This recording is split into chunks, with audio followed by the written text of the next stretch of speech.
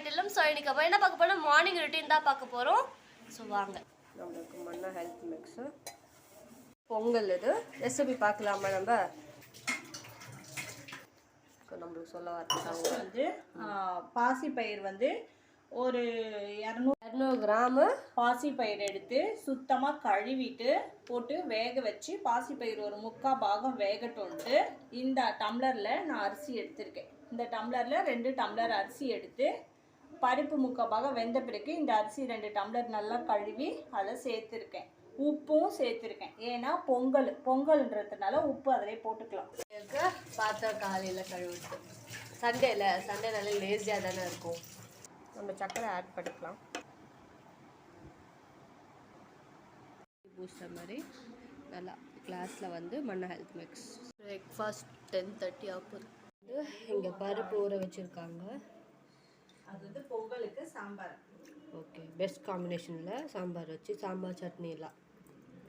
சரி, ஓகே. எவ்வளோ கப்புமா பருப்பா? பருப்பு வந்து ஒரு 180 இருக்கும். 180 பருப்பு இருக்கும். அதுக்கு தக்காளி புரிஞ்சால் 2 தக்காளி கொஞ்சம். ஓகே, 2 பெரிய வெங்காயம். சின்ன வெங்காயம் உரிச்சதுக்கு டைம் ஆகும். பூண்டு உரிக்கிற வேலைகள் உரிப்போம். நல்லா இதை எப்படி கிண்டி கொடுக்கணும். கிண்டி கொடுத்தாதான் நல்லா பொங்கலுக்கு நல்லா உறவாகும். அந்த பருப்பும் அந்த ரைஸும் சேர்த்து. ஒரு சிலவங்க ஈஸியாக குக்கரில் வச்சு பண்ணிடுவாங்க. குக்கரில் பண்ணி சாப்பிட்றதுக்கும் நம்ம நார்மலாக பாத்திரத்தில் பண்ணி சாப்பிட்றதுக்கும் வித்தியாசம் இருக்குது. பொங்கல்லாம் நம்ம பாத்திரத்தை தான் பண்ணணும். பண்ணாதான் பொங்கல் நல்லா சுவையாக நல்லாயிருக்கும். இது என்னதுமா? அது வந்து பருப்பு. என்ன பருப்புமா? சாம்பாருக்கு வேண்டிய துவரம் பருப்பு. அதை என்னென்ன போட்டா ஆன் பண்ணி வச்சுட்டேன். ஆக மொத்த தக்காளி போட்டிருக்கேன். வெங்காயம் அச்சோ தக்காளி. ஆமாம், இதை மதிக்கிறதே இல்லை. ஒரு கேமராமேனும் மதிக்கிறதே இல்லை. இந்த போடுறேன் பூண்டு. ஓகே, இது வேறு மதிக்காது. ஏன் சொல் பேச்சையும் கேட்காது. சைக்கிள் கேப்பில் இங்கே தண்ணி பிடிக்கிறாங்க. இதெல்லாம் அப்படிதான் நடக்குது மக்களே. மிளகு சீரகம் அதெல்லாம் வறுத்து கொட்டிக்கலாம். மிளகு சீரகம் வறுத்து கொட்ட போகிறேன். முந்திரி கொஞ்சம் போடு. நல்லா எல்லாத்தையுமே போடுறேன். நம்ம ஜிஞ்சர் இதுக்குள்ளே இருக்கு தெரியலையே. நம்ம பாட்டு கையை விட்டு இந்த வாழைக்காய்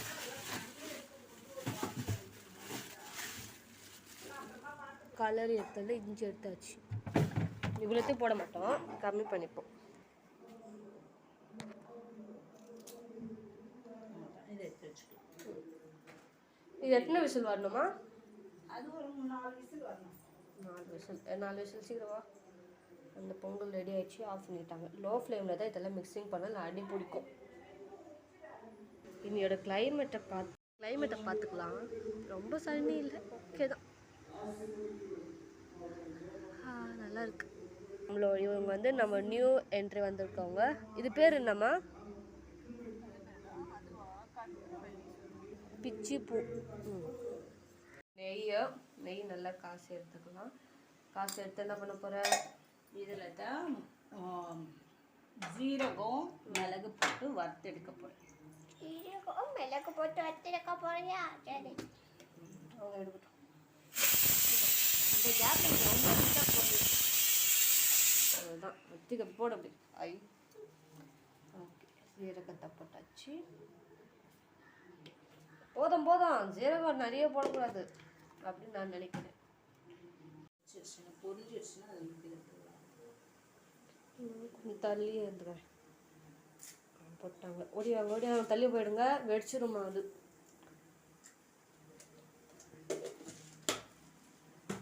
பார்த்தீங்களா எங்கேருந்து எடுக்கிறோம்.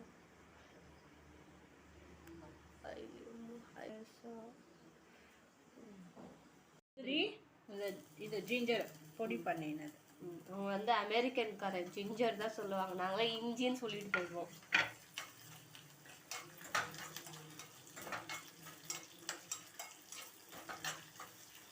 இப்போ இதை நல்லா வறுத்து போட்டுக்கலாம்.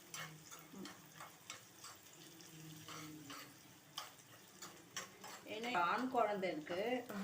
அந்த ஆண் குழந்தைக்கு நான் சொன்னேன் உப்புமா பண்ணி தரேன். பொங்கல் பண்ணு. சரி பொங்கல் காமிக்கிறேன் 3 பேரையுமே, ஃபேமிலி எல்லாருமே.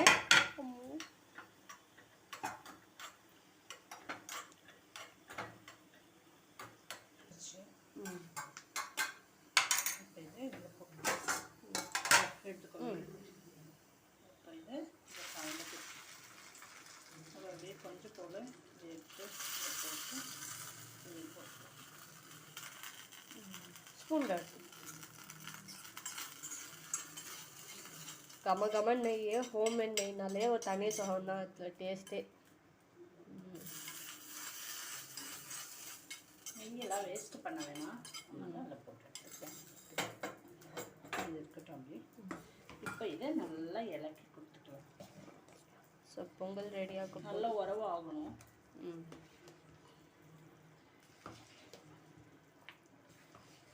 என் வீட்டு பொங்கல் எப்படி பண்ணாலும் கெட்டியாக தான் ஆகுது. கொஞ்சம் நெய் விட்டுக்கலாம் மேடம்.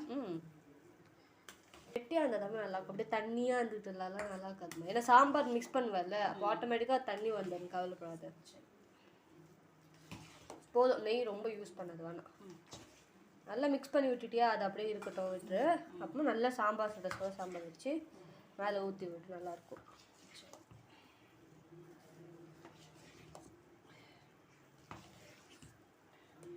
அது நம்ம செய்யறதுக்கு ஏமா முக்குறாங்க. நல்லா எவ்வளோ நம்ம இலக்கி கொடுக்குறோமோ அவ்வளோ தண்டை அது நல்லாயிருக்கும்.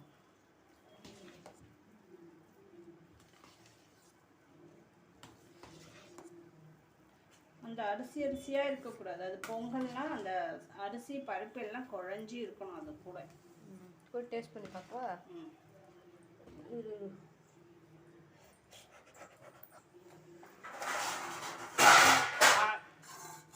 நல்லா இருக்கடா. நல்லா இருக்கும். உப்பு காரம் எல்லாம் ஊறி இருக்கா. வெய்ய தட்டில் நல்லா சுட சுட பொங்கல். கொஞ்சம் அப்படியே டேஸ்டிங் கம்ம கம்மனுக்கு. ஸ்மெல்லும் நல்லா இருக்குது. டேஸ்ட்டு செம. நம்மளுக்கு கண்டுக்கிறது இல்லை. வீடியோ எடுக்க போதுமே நடுவில் எடுத்துகிட்டு போயிடுறாங்க அவங்க இஷ்டத்துக்கு. நல்லா சுட சுட Pongal ready. So sambar ready ஆகிடும். ஊற்றி நல்லா சாப்பிட்லாம். ஸோ இந்த ரெசிபி நீங்களும் ட்ரை பண்ணுங்கள். சூப்பராக இருக்குது. ரியலில் சொல்கிறேன். தாளிக்கிறியா? தாலி பார்த்துக்கோ. அது கொஞ்சம் சன்ஃப்ளவர் ஆயில் போட்டுக்கிறேன். அதே மாதிரி மக்களே, ரீஃபைண்ட் ஆயிலில் எடுக்காதீங்க. ஏன்னா ரீஃபைண்ட் ஆயிலில் வந்து என்னென்னா நம்மளோட அந்த பெட்ரோலாக இருக்குது பார்த்தீங்களா, அந்த டாப் குவாலிட்டி வந்து அந்த வெஹிக்கிள்ஸ்க்கு அதுக்கெலாம் போயிடும். அதில் மட்டி பெட்ரோல் சொல்லி ஒன்று கடைசியாக இந்த திப்பி மாதிரி இருக்கும். அதுதான் நம்மளுக்கு ரீஃபைண்ட் சொல்லி. ஏன்னா இல்லைன்னா சன்ஃப்ளவர், ரியல் சன்ஃப்ளவர் அவ்வளோ எடுத்து நம்மளுக்கு கொடுப்பாங்க இந்த ரேட்டுக்கு. அதே மாதிரி கிரவுண்ட்நட், ரீஃபைண்ட் கிரவுண்ட்நட் ஆயில் எல்லாமே போய் நம்ம செக்கு எவ்வளோக்கு எங்கேனாச்சும் கிடைக்குதுன்னா பாருங்கள். செக்கு நல்ல எண்ணெய், அதே மாதிரி வேறு என்ன செக்கில் இருக்குமா? கடலை எண்ணெய், நல்ல எண்ணெய், ஆமணக்கு எண்ணெய், அதெல்லாம் தான். ஓகே, அந்த மாதிரி இருந்தால் தயவுசெய்து யூஸ் பண்ணுங்கள். ரீஃபைண்ட் ஆயில் வந்து பார்க்க ஓகே கம்மியாக இருக்குதுன்னு சொல்லி வாங்காதீங்க. அந்த ரீஃபைண்டே உடம்புக்கு நல்லது இல்லை. நாங்கள் இந்த வாட்டி வாங்கிட்ட பிறகு எனக்கு இந்த இன்ஃபர்மேஷன் தெரிய வந்தது. ஓகே, மெதுவா இங்கே நான் இருக்க முடியல.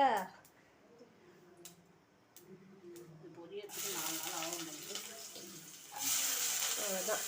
தக்காளி கொஞ்சம், வெங்காயம் கொஞ்சம், பிரிஞ்சால் கொஞ்சம் நல்லா இலக்கி விட்டுக்கலாம். நம்ம செஃப் பண்ணிட்டாங்க, பண்ணுவாங்க.